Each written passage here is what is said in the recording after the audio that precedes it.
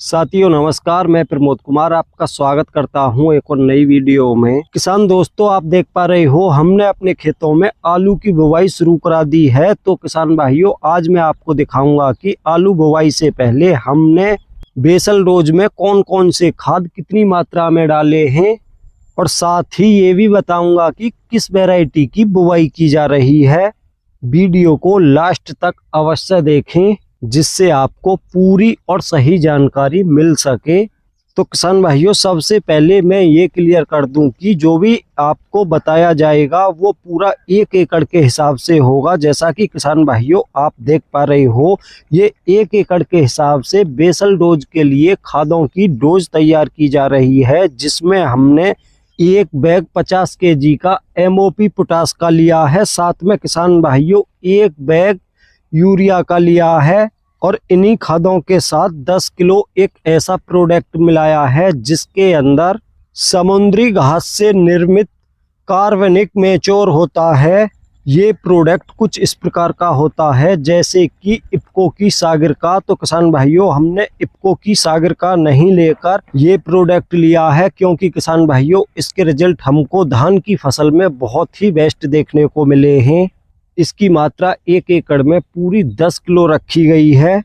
किसान भाइयों, इस प्रोडक्ट को इलाइट इंटरनेशनल एग्रोलाइफ बनाती है, जो एग्रोवीटा के नाम से मार्केट में उपलब्ध है। बहुत ही जबरदस्त इसके रिजल्ट देखने को मिलते हैं। और किसान भाइयों, इन्हीं सभी खादों के साथ हमने मिक्स किया है एक कीटनाशक, जैसा कि आप देख पा रहे हो मोरटेल, जिसके अंदर फिप्रोनिल 0.6% है। तो किसान भाइयों, इन सभी को अच्छी प्रकार से एक साथ मिक्स करके इनका बिखराव किया जाएगा पूरे 1 एकड़ क्षेत्रफल में। तो किसान भाइयों, अब जान लेते हैं दूसरे कौन से खाद हमने बेसल डोज में यूज किए हैं। तो किसान भाइयों, 1 एकड़ आलू की बुवाई में हमने 2 बैग लिए हैं DAP के, और 2 बैग लिए हैं हमने SSP के। लेकिन किसान भाइयों, DAP और SSP को हमने एक साथ खेत में नहीं बिखेरा है, पहले हमने DAP का बिखराव किया है। जैसा कि किसान दोस्तों आप देख पा रहे हो, इस समय सिर्फ DAP का ही बिखराव किया जा रहा है। किसान भाइयों, आप देख सकते हो इस खेत में गहरी जुताई करने के लिए हमने चीजलर चला रखा है, जिसकी आपको ये लाइनें दिख रही हैं।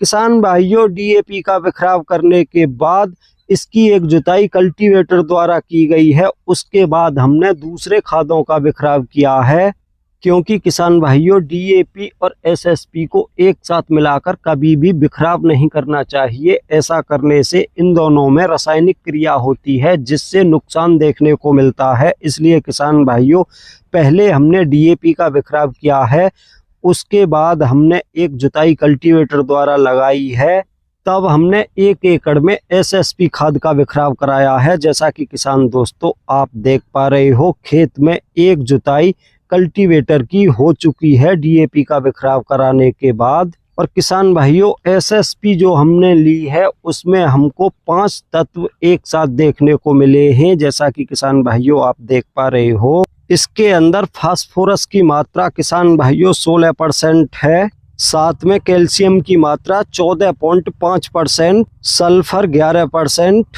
और इन्हीं के साथ जिंक 0.5%, साथ में बोरॉन 0.2%। और किसान भाइयों, आपको अच्छे से दिखाना चाहूँगा कि DAP का बिखराव कराने के बाद कल्टीवेटर से एक गहरी जुताई की गई है, उसके बाद SSP खाद, और जो हमने दूसरे खाद मिक्स किए थे जिनमें हमने पोटास, यूरिया, एग्रोवीटा और कीटनाशक के रूप में फिप्रोनिल मिक्स की थी, उन खादों का अब बिखराव कराया जाएगा।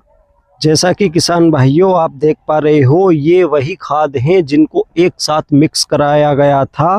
किसान भाइयों, यहाँ पर आपको ये भी बताना चाहूँगा कि अगर आप पोटास के साथ यूरिया खाद मिक्स करते हो तो उनका तुरंत ही बिखराव करना चाहिए। बहुत सारे किसान भाई मिक्स करके रख देते हैं और काफ़ी समय के बाद उनका बिखराव करते हैं। ऐसा करने से रासायनिक क्रिया होने की संभावना होती है। तो किसान भाइयों, अच्छा यही रहेगा कि तुरंत की तुरंत मिलाएं और बिखराव कर दें।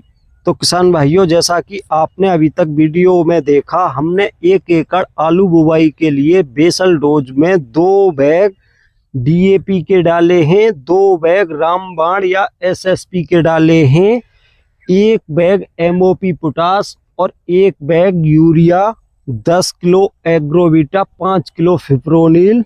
DAP का बिखराव करने के बाद एक जुताई की गई है, उसके बाद दूसरे खादों का बिखराव किया गया है और उन सभी का बिखराव करने के बाद लास्ट जुताई रोटावेटर द्वारा की गई है।